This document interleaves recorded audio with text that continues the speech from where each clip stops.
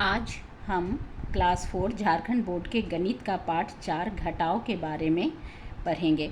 आज कुछ हम समस्या प्रश्न बनाएंगे जो आपके बुक का है।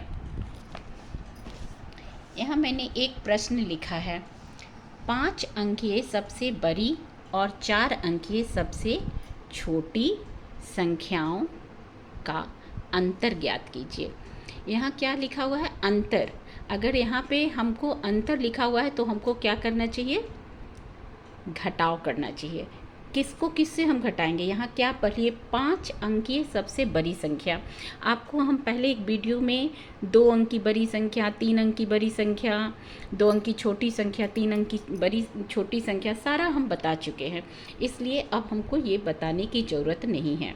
5 अंकीय सबसे बड़ी संख्या, 5 अंकीय सबसे बड़ी संख्या क्या हो जाएगा? 9 9 9, 5 बार 9। और उसके बाद हमारा क्या है? 4 अंकीय सबसे छोटी संख्या। 4 अंक की सबसे छोटी संख्या क्या हो जाएगा? 1 पर 1 2 3 0, दोनों को क्या करेंगे? घटाएंगे। 9 में से 0 जाएगा 0, 9 में से 0 जाएगा 0, 9 में से 0 गया 0, फिर 9 में से 1 जाएगा, कितना हो जाएगा? 8 और 9।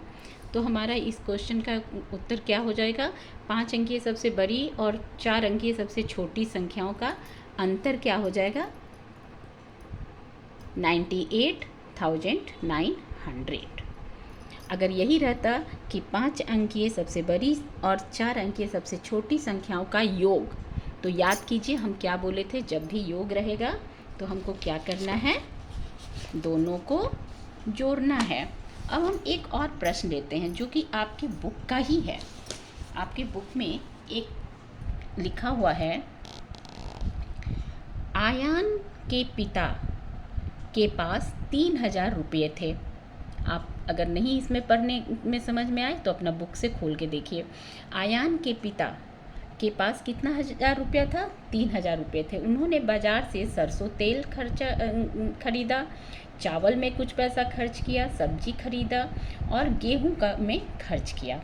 तो अब पूछ रहा है क्वेश्चन में, अब उनके पास कितने पैसे बचे? चलिए इसको अब हल करते हैं। आयान के पिता के पास कितना रुपया था?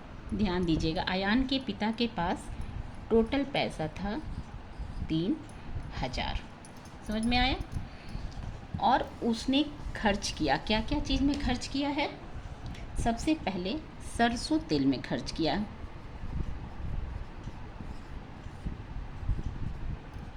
सरसों तेल में कितना पैसा उसने खर्च किया है? 472। 472। उसके बाद चावल में खर्चा किया। चावल में कितना रुपया उसको लगाया? 500। कितना रुपया लगाया? 500। उसके बाद सब्जी लिया। सब्जी कितने रुपये का खरीदा? 300।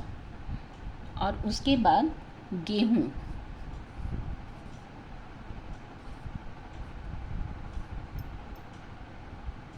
गेहूँ में कितना रुपया खर्चा किया? 500। अब इसमें मतलब वो टोटल कितना पैसा खर्चा किया? अब इसको हम कैसे निकालेंगे?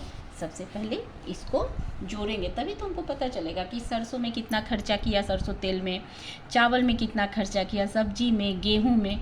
तो अगर जोड़ते हैं तो क्या हो जाएगा? 2 7 और इधर कितना हो जाएगा? 5 4 9, 3 12। अब 12 के बाद 5 कितना हो जाएगा? 17। यानी कि वो जो सामान खरीदा है उसमें कितना उसका पैसा लग गया है? 1,772, यानी 1,772। और आयान के पिता के पास था कितना पैसा? याद है ना, कितना था? 3,000। अब 3,000 में तो वो खरीदा था, तो हम क्या करेंगे? 3,000 उसके पास था, तो उसमें से हम क्या करेंगे? जितना वो खर्चा किया है उसको क्या कर देंगे? घटा देंगे। कितना घटाएंगे?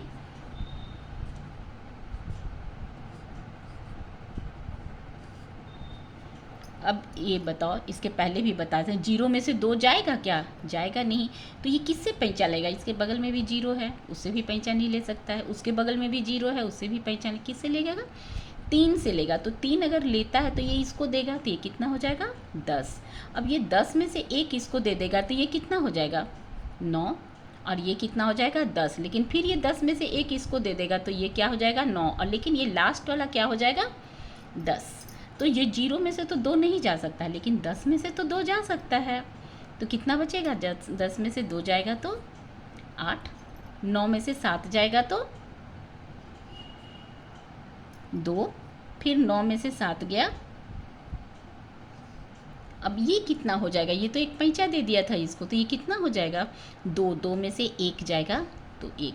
यानी कि आयान के पापा के पास कितना रुपया बचा?